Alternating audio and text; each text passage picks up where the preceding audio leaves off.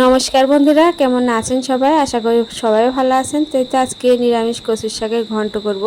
আর আমি এর আগে অনেক নিরামিষ কচুর শাকের ঘন্ট রেসিপি আপনাদের সাথে শেয়ার করেছি, মাছের মাথা দিয়েও শেয়ার করেছি। তো আজকে এই নিরামিষ কচুর শাকের ঘন্টটা শেয়ার করছি একটা নতুন ইউনিক একটা পদ্ধতিতে। আর এভাবে রান্না করলে কিন্তু মুখের স্বাদও বেড়ে যায়, খেতেও টেস্টি লাগে, আর মুখটাও কিন্তু চলকায় না। তো আমি তো কচু শাকগুলো প্রথমেই কেটে নিচ্ছি। এখানে আমার অনেকগুলোই কচু শাক আছে, আমি অর্ধেক রান্না করব। তো আমি কচু শাকগুলোকে ভালো করে কেটে নেব। আমি ডাঁটা পাতা সব একসাথে দিয়ে কেটে নিচ্ছি। তো প্রথমে এই তো একটা ফাঁপার মতন থাকে, সেই অংশটা আমি কেটে বাদ দিয়ে দিলাম। এবার সব কিছু একসাথে হাতে মুঠি করে কেটে নিচ্ছি। আর পাতাগুলো যেগুলো ভালো সেগুলোই কিন্তু আমি নিয়ে নেব। আর ডাঁটা পাতা দিয়ে কচু শাক কিন্তু ভালো লাগে রান্না করলে। অনেকেই শুধু পাতা দিয়ে রান্না করে, তো আমি ডাঁটা পাতা একসাথে দিয়ে আজকে কচু শাকটা রান্না করছি। পুরো রেসিপির সাথেই থাকুন, আশা করছি আজকের রেসিপিটা আপনাদের ভালো লাগবে। তো এই তো কচু শাকগুলো কেটে নিয়ে আমি এবারে রান্নায় চলে আসলাম। কড়াইতে আমি পরিমাণ মতো জল দিয়ে আমি কচু শাকগুলো দিয়ে এবারে ঢাকা দিয়ে দেব। তো সেদ্ধ হওয়া পর্যন্ত আমি এই কচু শাকগুলো পুরোপুরি সেদ্ধ করে নিয়েছি। 100% সেদ্ধ করা লাগবে।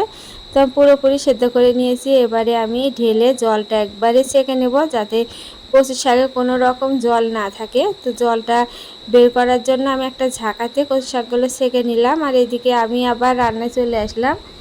তো এই তো আমি সর্ষের তেল আর একটু জিরা আর শুকনো মরিচ ফোড়ন দিয়ে নিলাম। এবার এই তো ছেঁকে রাখা কচু শাকগুলো দিয়ে দিচ্ছি। এবারে আমি নেড়ে চেড়ে কিছুক্ষণ এভাবে রান্না করব, যতক্ষণ না এই ঘন্টটা একবারে শুকনা শুকনা হয়। আর এবারে দিয়ে দিব লবণ আর হলুদ। আর আমি কিন্তু তেলে অনেকগুলো কাঁচামরিচ দিয়েছি। তো তেলে কাঁচামরিচ দিলে কি হয়, কচু শাকের মধ্যে ঝালটা মনে হয় পারফেক্টভাবে যাবে। আর যখন এইভাবে সেদ্ধ হওয়ার পর কাঁচামরিচগুলো দেই, তখন মনে হয় যে ঝালটা ওইভাবে কচু শাকের মতো আসে না। সেই জন্য আমি তেলের উপর দিয়ে একটু ভেজে নিই। যেহেতু তেলের উপর দিলে একটু ফোটে, তা আমি একটু রিস্ক নিয়ে তেলের উপরে দিই, কিন্তু ওইভাবে দিলে খেতে কিন্তু ভালো লাগে। কাঁচামরিচের একটা ফ্লেভার কচু শাকের মধ্যে সুন্দর একটা ফ্লেভার আসে। তো যাই হোক, এবারে লবণ আর হলুদ দিয়ে আমি কচু শাকে বেশ কিছুক্ষণ নেড়ে চেড়ে এভাবে রান্না করে নেব। তো বন্ধুরা, আমার আজকের এই ভিডিওটা আপনাদের কেমন লাগছে, ভালো লাগলে কমেন্টে জানাবেন। ইউটিউব চ্যানেলটিকে সাবস্ক্রাইব করে রাখবেন।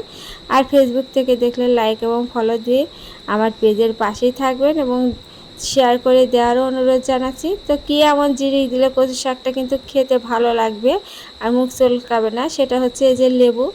তো লেবুর রস আমি বেশ কিছুটা দিয়ে দেবো। এবারে চিপে অন্তত 3 চামচের মতো আমি লেবুর রস দিচ্ছি। একটা বড় গোটা লেবু কিন্তু আমি কেটে নিয়েছি, আর এভাবে চিপে কিন্তু আমি কচু শাকের মধ্যে দিয়ে দিচ্ছি। আর লেবুর টেস্টটা কিন্তু খুবই ভালো লাগে। আর এই লেবু যদি কচু শাকে দেন, তাহলে এই টেস্টটা আরও সুন্দর আসে। অনেক সময় তেঁতুল গোলাও দিতে পারেন। তা আমার থেকে এই লেবুর রসটাই বেশি ভালো মনে হলো। আর তেঁতুল যেহেতু আমার ঘরে ছিল না, আর লেবু দিয়ে আজকে কচু শাক রান্না করে তো আমি পুরো অবাক। খেতে এতটাই ভালো হয়েছিল তো বলতে হয় না। তো যাই হোক, এই তো নেড়ে চেড়ে আমি বেশ কিছুক্ষণ নেড়ে চেড়ে কচু শাকটা রান্না করে নিচ্ছি।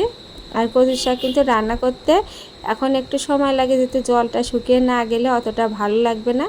সেই জন্য আমি বেশ কিছুক্ষণ এভাবে নেড়ে চেড়ে রান্না করে নিলাম। আর এবারে দিয়ে দিলাম কিন্তু সামান্য একটা চিনি। যে কোনো নিরামিষ রান্না একটু চিনি দিলে কিন্তু রান্নার স্বাদ অনেকটাই বেড়ে যায়।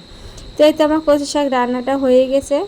আর দেখতে কিন্তু অনেক লোভনীয় মনে হচ্ছে, খেতেও কিন্তু খুবই টেস্টি হয়েছিল। তো কেমন লাগছে কমেন্টে জানাবেন। আর এই রকম নিরামিষ রেসিপি পেতে, নিত্য নতুন রেসিপি পেতে অবশ্যই আমার চ্যানেলের সাথে থাকবেন। নমস্কার।